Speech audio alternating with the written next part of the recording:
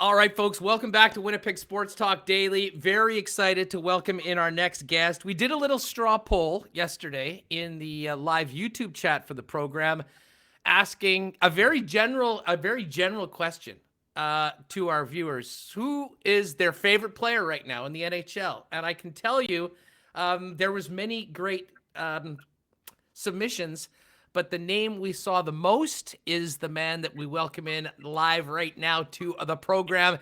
And it, of course, is Jets forward Nikolaj Ehlers. Nick, what's going on? It's great to have you on the program. Thanks so much for doing this. Well, thank you for having me. Great season so far. We want to talk about you and some things both on and off the ice, but let's first off talk about the team. In striking distance of first place right now, with 11 games to go. Not necessarily personally, but overall for the club. Tell us about what this first, 45 games has been like, and how you and the boys are feeling after a couple days off and actually getting to practice together for a change. Yeah, we're feeling pretty good. Like you said yourself, it's been a while since we had a real practice. So it's been good with a couple of days off. We are ready to get back at it now, though. But the first 45 games have gone really well. It's been a different year, obviously. For everyone, and it's not gonna change anytime soon. So we're grinding, but we're also excited. We got a great team, and we're looking forward to this last stretch. Following the team like everyone in this city does day in and day out, one of the things that I think is given so many fans of the club and people around the team, optimism that, we're not just in for a playoff spot, but, the potential of maybe a fun run in the playoffs is just the resiliency you guys have shown throughout the year. I believe still now only having lost back-to-back regulation games once so far this season. How would you characterize the spirit of the team and the ability to move on past disappointing performances and get back in the win column the way you've done this year? Yeah, I mean, it just shows what kind of group of guys we have in the locker room.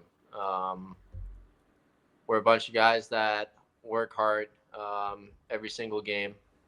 We don't give up, and we've we've seen that. I hope everyone else can see that. That we're working our asses off to give ourselves the best chance to win every single game. So um, it's we don't want to lose 2 games in a row. You don't want to lose 2 games in a row in the playoffs, and we have been trying to be prepared for the playoffs since the beginning of the season, and we feel good about where we're at right now. Um, it's so there's some things people will look at stats and things that you can kind of really quantify, and then there's other things that make teams great and successful that are difficult to quantify. I mean, you're now an NHL veteran. You've been with this team through some tougher years, some really exciting years, and this would certainly qualify as one of those. How would you describe the level of belief between you and your teammates within the Winnipeg Jets and how that's grown as you and many of these players have sort of grown up together in Winnipeg with the Jets? Yeah, I mean, um, I came in my first couple of years. We didn't make the playoffs, and since then it's just been moving the right way. And the guys that have been here for, well, since I came into the league, have I think felt the same way, that we're constantly moving in the right direction. Even though that we went to the conference finals and then we lost in the first round, but we're all learning. I'm learning, and I think even the older guys are learning. So we feel good about where we're at. And like you said yourself, we're not just in it for a playoff spot. We believe in ourselves. We believe we can do a lot more. So it's an exciting time. We're having fun, and yeah, it's going to be good. When you look at championship teams, and teams that, contend, that go on big runs, and you kind of go back over how they got there. You mentioned there are some lessons that are learned, and often the lessons that you learn are learned the hard way, through failure and then overcoming those things. Just going back to 2018, it's a playoff run that everyone around here will remember fondly, probably for all of their lives. But from a player and team perspective, what can that experience do to help you guys, once you get to the Stanley Cup playoffs in a few weeks? I mean, it was so much fun. That run, the memories, it was amazing. We weren't able to leave the rink at home until at least like an hour after the game because there was too many fans outside, like stuff like that. Like it sounds ridiculous when I'm here talking about it, but that's how it was. You drive to the game 2 hour, 2.5, 3 hours before the game, and you'd see Jets fans already roaming the streets. You miss that. And, obviously there's probably not going to be any fans in the arenas this year, but I think that the Jets fans that have been really supportive anyway this year, and they're going to help us go on a long run this year, even though they won't be there. How much does the actual playoff experience and what you guys went through and learned, to get to the conference finals, how much will that be? I don't want to say in the back of your mind, but just having been there before and having gone through that, how much does that help a more mature team, once the Stanley Cup tournament gets going in 2021? Well, you look back and we had an unreal series against Nashville that went 7 games. I think that's the craziest series I've ever played in. So we felt great coming out of that and won our first game against Vegas. And then you lose 4 games in a row and you're out. And you start to think what went wrong. And you can ask me now, you can ask me in 10 years, I still won't have an answer for you. All I know is that we had 25 guys that battled their asses off. Even when we were behind 2-1, 3-1 in games, there was no quit. And yes, we did lose that series, but that is something that you're going to get very far with. And I think, for me, I've learned a lot throughout the last 3 years in the playoffs. And you learn something every single year. So for me, it's a pretty simple game plan, of just going out there, skating, shooting, and working hard. When we work as a team together, we're a pretty good team, and we've shown that throughout this year. So it's just a matter of moving forward and keeping that going. Nikolaj Ehlers with us here on Winnipeg Sports Talk Daily. Nick, I know the focus is always on the team, but I do want to ask you as an individual, you're having a phenomenal season, 20 goals, 45 points, point-a-game player right now for the first time. Is this just the general development path of you kind of taking that next step this year, or is there something that you've improved on in your mind or worked on that's helped you, kind of take a next step to being a real star in the National Hockey League as we've seen this year? I think, like I said before, you learn things every single year. You learn things about your game on and off the ice, and I think that with a bunch of small details that might seem small, that make a big difference in the game, I think that I've gotten better at those small things throughout my 6 years in the league.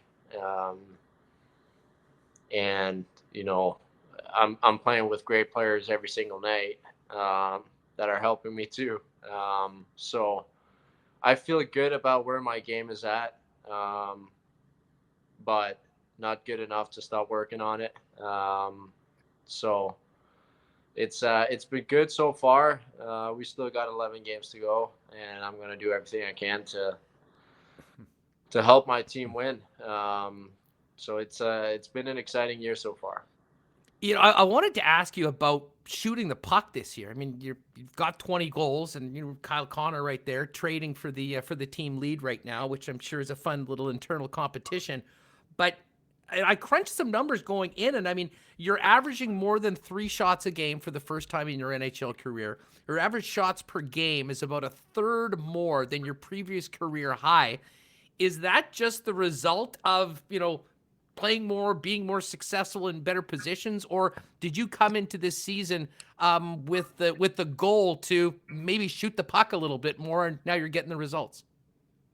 Yeah, exactly. I think that I've had some conversation with the coaches even before the season started that I kind of play my best hockey when I got that shoot first mentality. And that doesn't mean that I'm always going to come down and shoot the puck.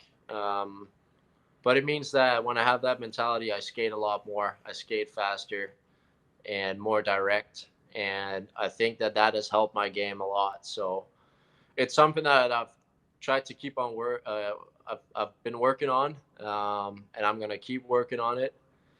But I think that's a huge part of why I have that many shots. So it's it's worked so far, and hopefully it keeps working. Hey, you mentioned about playing with some talented players. Obviously, Pierre-Luc Dubois is the newest sort of member of that core coming over in the big trade, and Paul Stastny returning, who you did have some considerable success with a few years ago in his first stop in Winnipeg, now part of the club.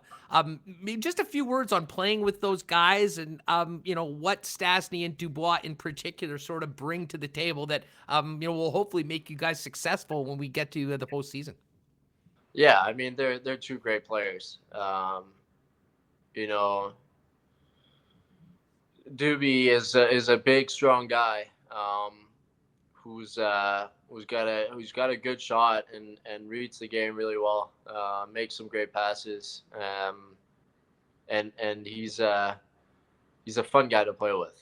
And I think Stas, for like you said, we had some pretty good chemistry the first time he was in Winnipeg, and I think we've been able to kind of pick up where we left off.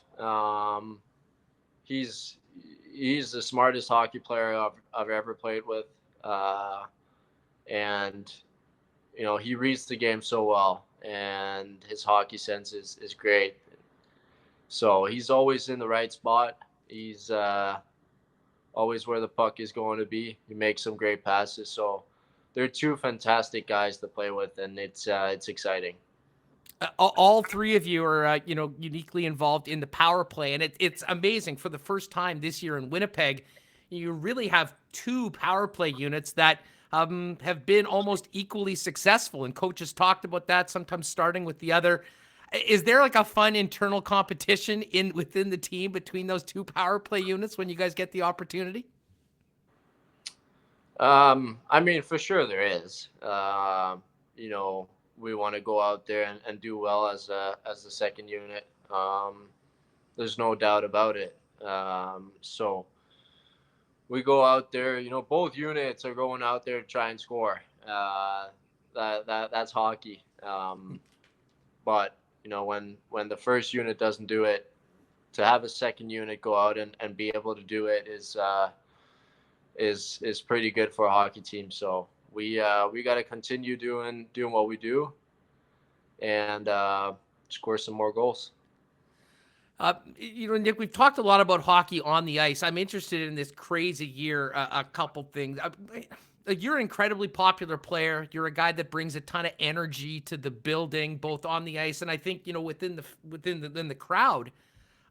What's it been like for you playing without fans? I mean, you get used to it. It's obviously not as fun. You miss the atmosphere, and especially looking forward to the playoffs now. It's going to be very different. Um, we miss our fans, and the atmosphere at the Bell MTS Center is amazing when they're there. But it is what it is. We're not the only ones playing in front of no fans. And once you're playing the game, you focus on playing the game. So hopefully soon they'll be back, but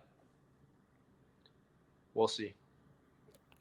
Okay, before we go, I've been wondering this all season long, and it's weird because the media and thank you again for joining us because in the world of Zoom calls, you really don't get a chance to get a little bit more out of the players.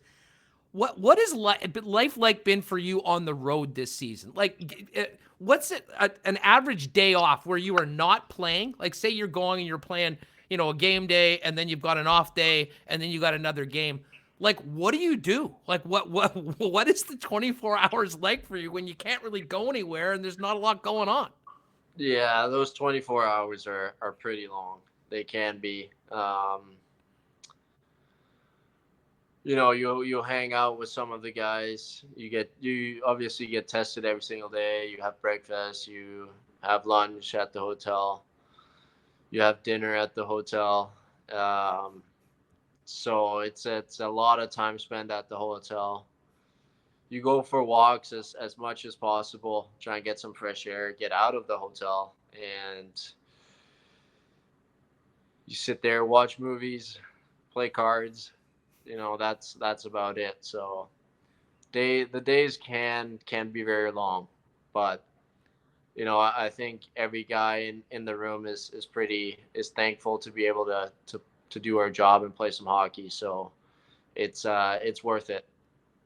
Well, I tell you what, I think Jet fans are very thankful to have you here on a long-term deal. And actually, just speaking of long-term deals, before we go, what was the reaction in the room from the guys when Adam Lowry inked for 5 more years here in Winnipeg last Friday? I mean, the reaction was great.